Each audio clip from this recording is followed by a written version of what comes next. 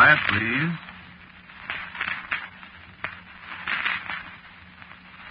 Quiet, please.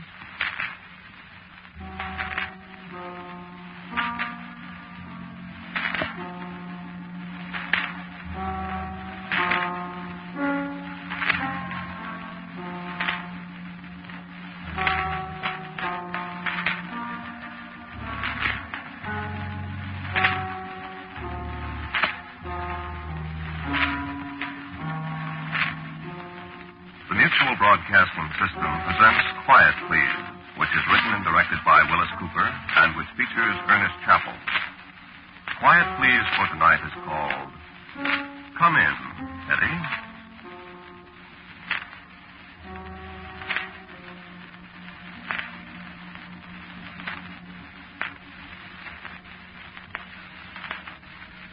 You believe in ghosts? Haunted houses? Well, we got a story for you. We were sitting in the living room alongside the fireplace, Jim Paxton and me, just sitting there and talking a little, having an occasional nip out of a bottle, just sitting there and looking at the fire. And just the two of us. Carol was at the apartment in New York laid up with a cold. Well, I'd run into Jim on 39th Street that afternoon. He said, "How's about driving out to the country to your place, huh?" That's what we were talking about this night when it was raining. It was 12:30. We were all alone in the house. How long you been here, Arnold? Where? Here? In Eddie's house?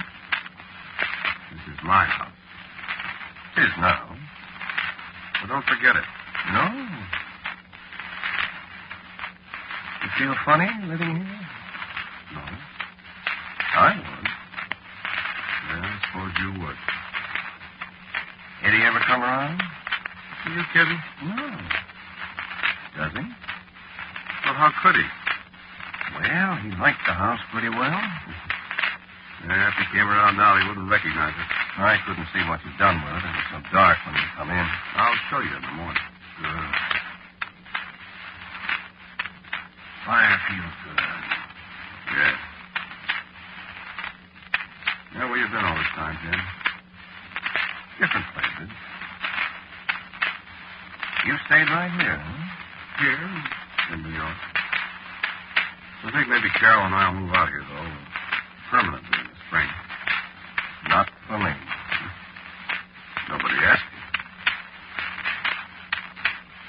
Say, Arnold. You got much left? What do you mean, much? Well, I mean, you know, besides the house. Why? Well, I got some. Why? You broke? Pretty near. You still got your card? Union card? Sure. Well, What do you mean? Well, if I'm going to play piano, I'm going to do it for fun. what am I supposed to do? Oh, I thought maybe you'd have an idea. I gave you an idea. Yeah. That Eddie's piano? That's my piano. Well, the one Eddie had, I mean. Yes. I haven't touched a keyboard in years. Okay. Guess Eddie wouldn't mind if I play his piano. Lay off that Eddie stuff, will you? Remember that thing we used to like, huh?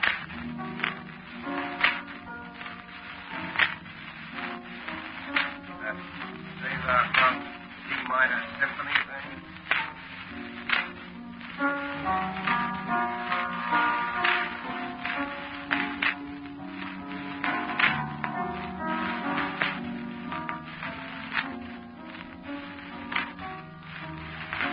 Hey, cut that out, will you?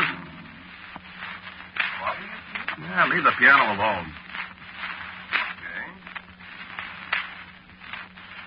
We just talk, huh? Why don't you just shut up a while? Oh, I kind of feel like talking, I guess. Well, I don't. Well, I'll talk. You you just listen. Huh? Want a drink? No. I'll have one. Yeah, I wouldn't want to be alone in this house with Eddie walking around night. Cut it out, haunting you. I told you to cut that out, you hear me? Oh, now, look, you busted one of Eddie's best glasses. You, son! Just what are you trying to cook up? I thought you weren't afraid of ghosts, huh? I'm not. I'm not, I tell you. Okay. What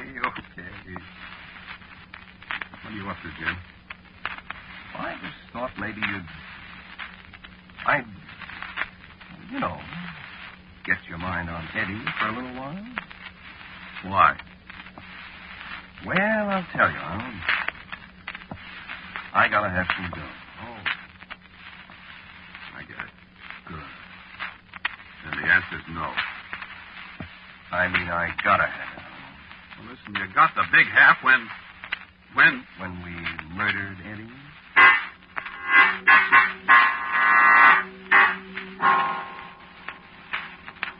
Oh, don't take it so big, Arnold.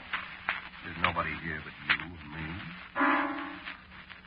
What was that? The ashtray fell off the piano onto the keys. What's the matter? Think it was Eddie? Listen, I got just about enough of this. It's awful cold in here all of a sudden. Hey, no wonder. That door's open. Oh, I'll get it. No. Wait. Maybe Eddie is here. Come in, Eddie. Don't say that. Too late, Arnold.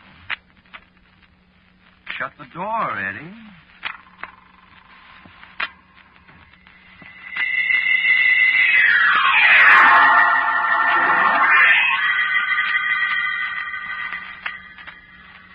It was the wind, I told myself. Well, it must have been the wind. The wind does funny things in an old house like this one. Sure, the wind can open a door, and then the draft through the doorway will close the door sometimes. Won't it? It couldn't be Eddie. Well, Eddie's dead. Eddie died 6 years ago, right here in this house. Right here in this room. Well, I couldn't help it. I liked Eddie. Well, Eddie was my cousin, wasn't he? I couldn't help it. He had more money than he knew what to do with. I couldn't help wanting his money. Well, everybody wants money, don't they? Eddie shouldn't have let me know he'd made that will and I was to get everything. The house and everything. I'm not going to be crazy. Eddie can't be. Well, if he was going to haunt me, he'd have been here before this. Wouldn't he?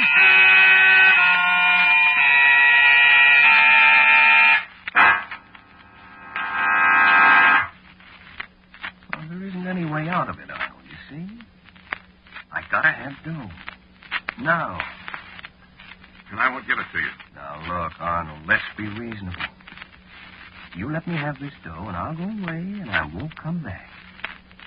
How do I know you won't? Well, kid, you don't. But see, you haven't got any alternative. I won't do it. What do they do to him in this state? Who? Murderers. Stop talking that way. Hang him or burn him? Well, you'll find out, too, if you try to squeal on me. You had just as much to do with it as I did. Yeah, that's right. So I did. No, don't try anything. Oh, Arnold, don't be so dumb. That's the trouble with you. You're always so dumb. What? Listen. Who thought of knocking off Eddie in the first place? You did. Right. And who figured out a way to do it so nobody'd ever even suspicion he was murdered? You did? Well, then, jerk, you don't think I haven't got an out on this thing? How? I should tell you. Look, take my word for it, Arnold. I'm in the clear. And, brother, you ain't. So you might as well lay it on the line and be happy. I don't believe it. Okay, so don't then. But believe me, Arnold, when I tell you it's going to cost you one thing or the other. What do you mean? The dough, Arnold. Or your life. You see? I won't do it. stir up the fire a little. It's getting cold in here again. Is that door open? No. The door's closed, Arnold. Eddie's in here with us. No. I didn't touch that poker. Of course you didn't, Arnold. That was Eddie. Starting to stir up the fire for you.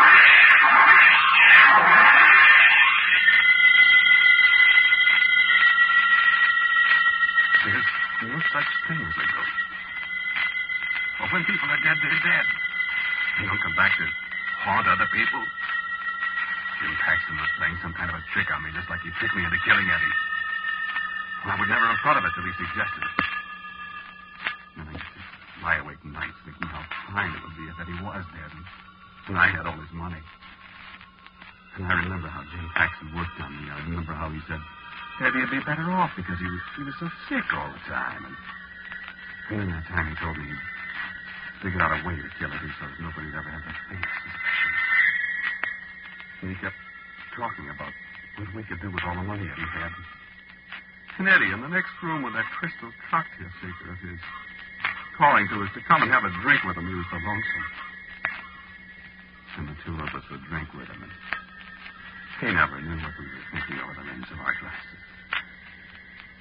I remember Jim whispering in the corner. Nice guy, Eddie. But he's so useless, Arnold. And I remember Jim on the telephone. Poor old Eddie. Always half drunk. The devil in that continual pain. And I remember waking up in the middle of the night and thinking I heard Jim's voice somewhere. We'd be doing Eddie a favor, Arnold. And a day in this very room. And Eddie on the floor. And Jim walking across the room with that big, toothy grin of his and sticking out his hand and saying, Congratulations. Congratulations, rich man. And then the sound of a poker falling on the hearth in Eddie's house at midnight. With nobody there but me and Jim Paxton. That was Eddie. Starting to stir up the fire for you. I want a drink. No, now wait, Arnold. Cut it out, Jim. I said wait. We want to get this thing settled before you start to get tight. I'm not going to get tight. I just want a drink. You'll get a drink. I want to straighten this thing out first. Now, look. I'll give you $1,000. Why, you big-hearted old fella, you. Not another dime. Hand me the buck. Kid, I don't want $1,000. Will you give me a drink? No. Kid, look. I want a lot more than 10 lousy $100 bills. No, you're not going to get it. I think I am. Well, how much? How much have you got? None of your business. Well, let's stop kidding around, Arnold. I got a pretty good idea how much dough you've got. You have not. Well, you'd be surprised. Look. For $20,000, I'll never see you again. $20,000? What do you think I am? A jerk. Now, listen. A jerk that murdered his cousin. With your help? Arnold, I never touched him. Well, but You killed him. Well, you're just as guilty as I am. Give me a drink. After a while. What about this 20 G's? You know what I could do, Jim. What could you do, Arnold? Well, you said I killed Eddie. You did. It ever occur to you that I might kill you? Sure. I'm bigger than you, Jim. Yeah? Why, You could choke me. Or you could hit me with a poker.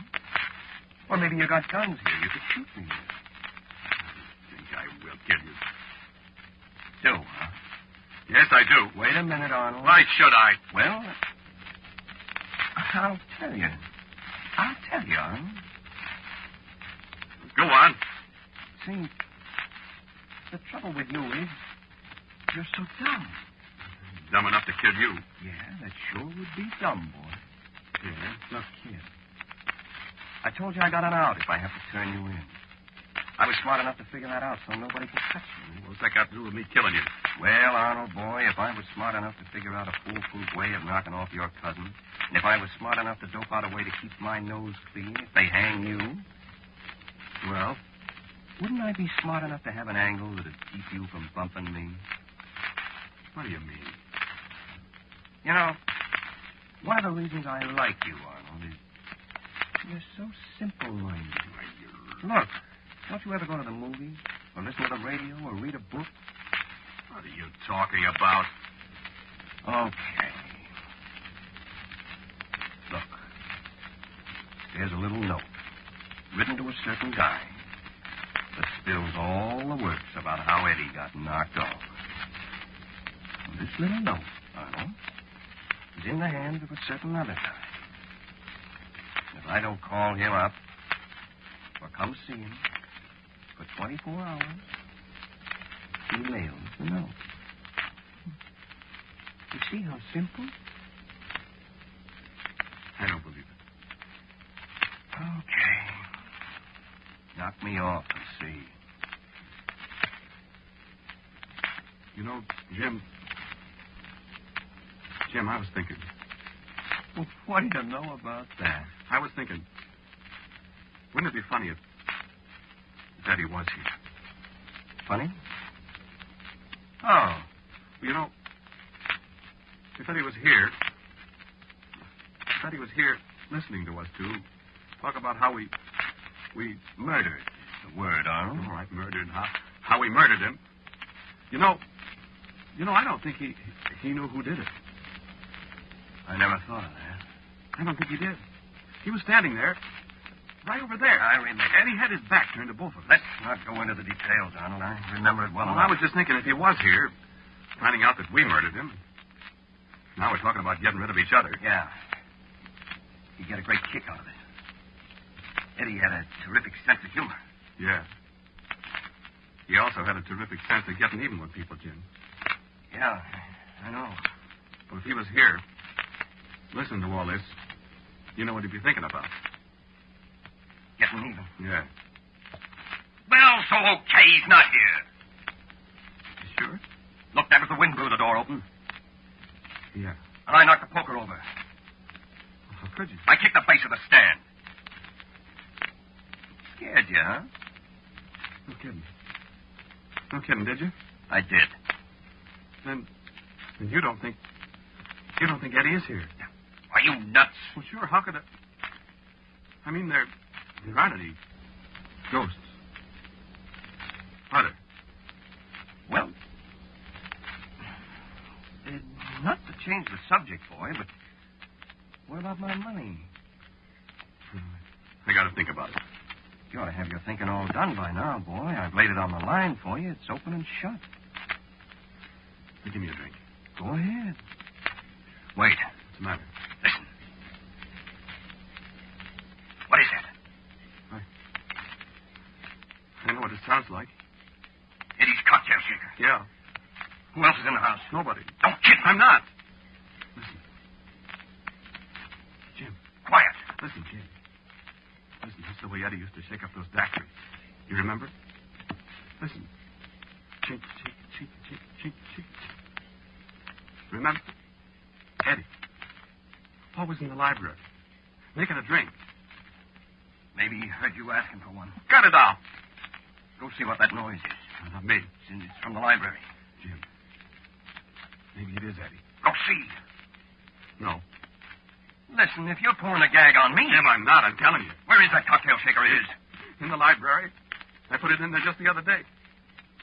Why don't you go see what that noise is? No. Well, let's both go. Jim, I'm afraid. You know what we were talking about? About Eddie getting even. Ah, you're such a jerk. Probably rats or something. Here, give me that poker. I'll go see. No. Let go of me. Hey, Eddie! See? Hey, Eddie! Bring us a drink. No, Jim. Cut it out. Look out. Cut it out. Bring us a drink. Hey, Eddie! Come in, Eddie! Now, what's it? Hey, the light! I don't turn on the light! The light! I'll get him. Eddie! I stumbled against the furniture, so I tried to find a wall switch, but I couldn't find it. And I felt someone thump against it, and I heard Jim yelling. And I stumbled again. And that cocktail shaker kept clinking away the way I used to shake it, the way I always remembered. Then I heard a kind of struggle going on in the dark.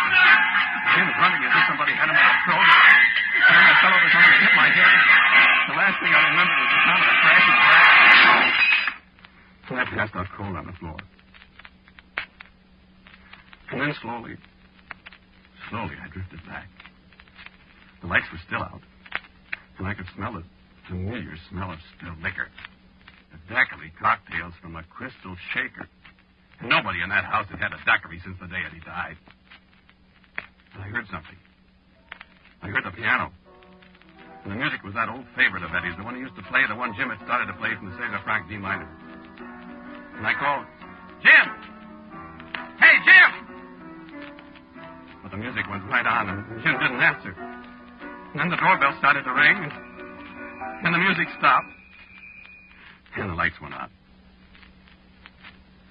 And a big fella in some kind of uniform stepped in the door. Don't seem to be anybody. Oh, there you are. Who are you? State police, mister. Oh, I'm glad that... Well, what do you want? Who was that playing the piano when I rang the bell? I don't know.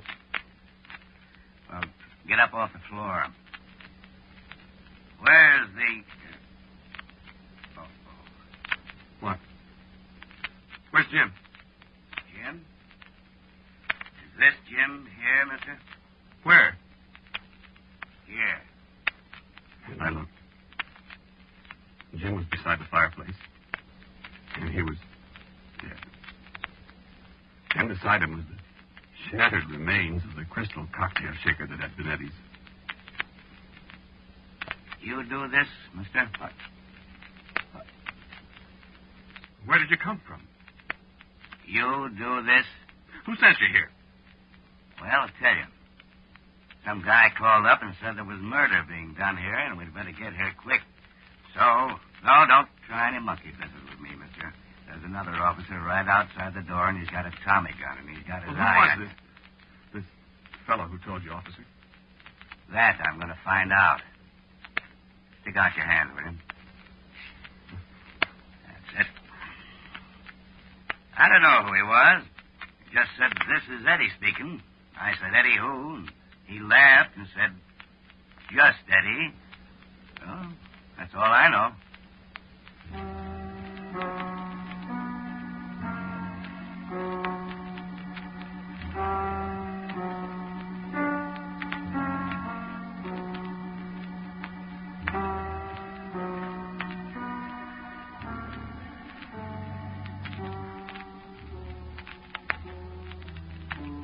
You have listened to Quiet Please, which is written and directed by Willis Cooper.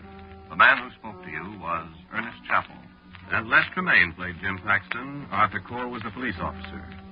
Music for tonight's Quiet Please was composed and played by Albert Berman. And now for a word about next week's Quiet Please, here is my good friend, Bill Cooper.